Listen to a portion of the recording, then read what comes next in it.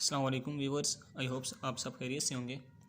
Viewer, जैसा कि आप जानते हैं कि हम डिफरेंशियल इक्वेशंस की टाइप्स को पढ़ रहे हैं। व्यूवर्स, ये डिफरेंशियल इक्वेशन की टाइप है non homogeneous differential equation. Viewer, जैसा कि आप जानते हैं कि हमने प्रीवियस वीडियो में नॉन होमोजीनियस डिफरेंशियल इक्वेशन का केस 1 पढ़ा था, तो आज हम पढ़ेंगे केस नंबर 2। केस नंबर 1 क्या था?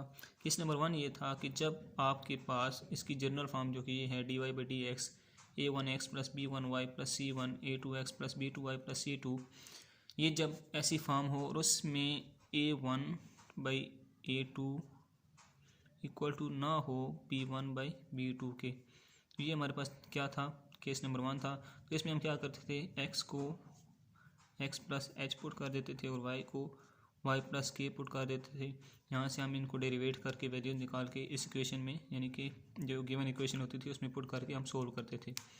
लेकिन केस नंबर 2 क्या है कि ऐसी सिचुएशन बन जाए जब a1/a2 इक्वल टू हो जाए b1/b2 के, यानी कि केस 1 में क्या था, इक्वल टू नहीं, लेकिन यहाँ था इक्वल टू हो जाए। तो फिर हम क्या करेंगे तो फिर व्यूअर्स हम ये करेंगे, देखिए जनरल फॉर्म ये है।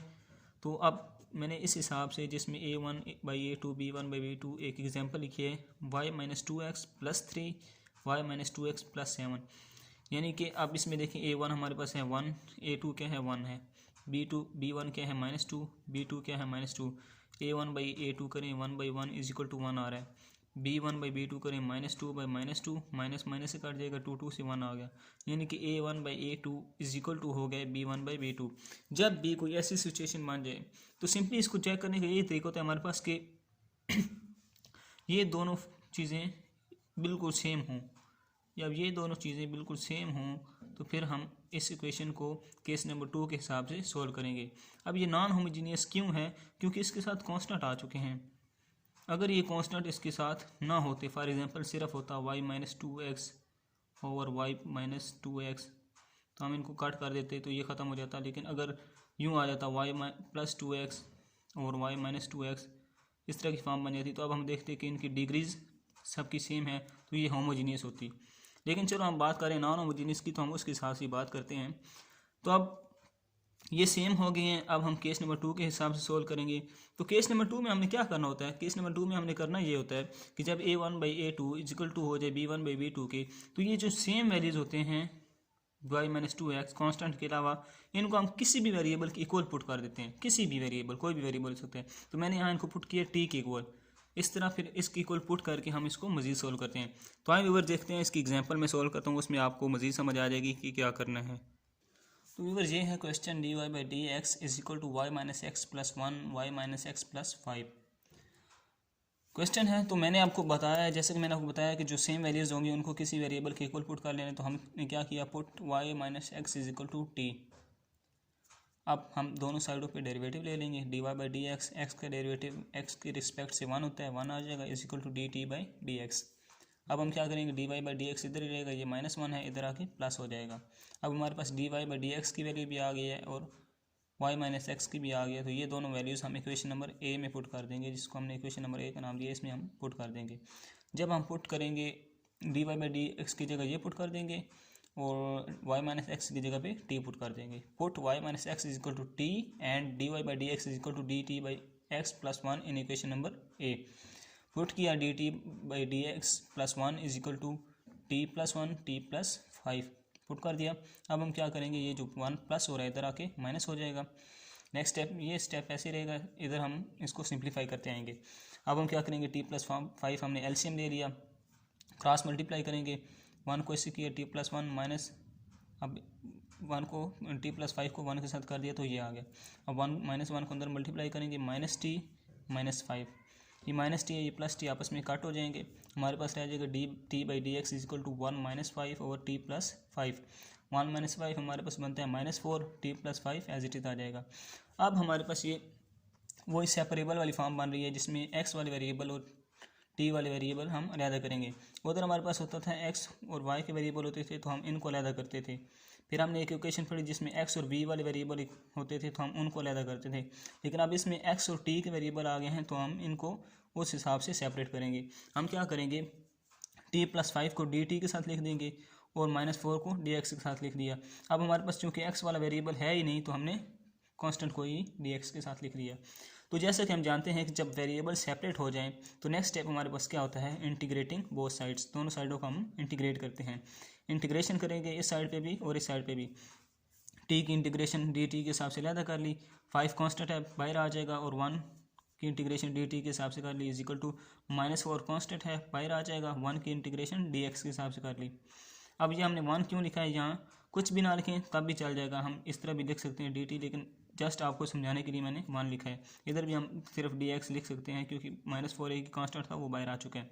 तो अब हम क्या करेंगे, t की इंटीग्रेशन करेंगे। तो इंटीग्रेशन किसी भी कांस्टेंट की इंटीग्रेशन का क्या फार्मूला होता है, मैंने x के हिसाब से लिखा है, x की integration is equal to x n+1 और n+1। अब n क्या होता है, n होता है x की पावर, ये वाली पावर। अब यहाँ x की कोई पावर नहीं है तो मतलब इसकी पावर 1 है।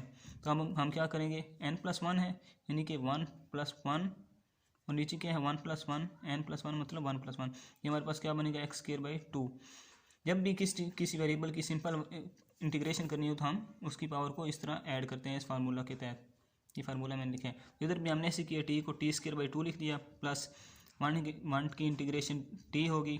t हमने क्यों लिखा, क्योंकि dt के रिस्पेक्ट से हम इंटीग्रेशन कर रहे हैं, इसलिए हमने यहाँ t लिखा इज इक्वल टू -4 और 1 की इंटीग्रेशन x होगी। यहाँ हमने x क्यों लिखा, क्योंकि dx के रिस्पेक्ट से हम इंटीग्रेशन कर रहे हैं, इसलिए हमने x लिखा, plus c constant of integration है।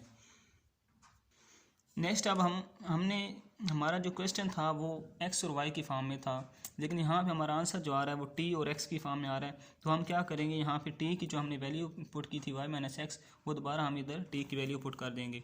तो t की वैल्यू इधर t² में पुट करेंगे, फिर t में पुट करेंगे, तो हमारे पास क्या बनेगा व्यूअर, जैसे कि हम जानते हैं t is equal to y-x के इक्वल है।